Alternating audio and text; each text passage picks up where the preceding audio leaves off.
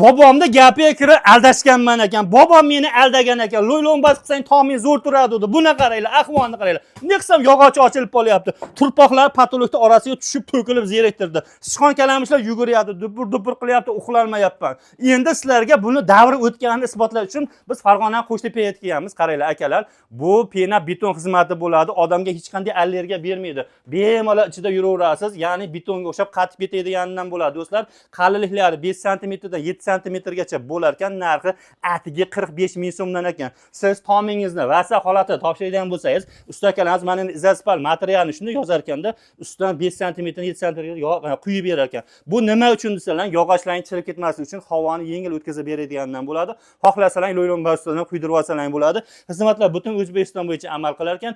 Mendan qimmatroq bo'lsin desalang 15-20 sm-gacha quydirsalang bo'lar ekan. Narxlar kesilgan narxda bo'ladi do'stlar. Kimgadir mana shunday ishlar zarur bo'lsa, bemalol bog'laninglar. Xudo xolasa bitum bo'lib qatib ketadi. Sichqon kalamishlarning qotili, ya'ni tishini to'kib yuboradiganidan bo'ladi. Ekranda telefon nomerlari bo'ladi.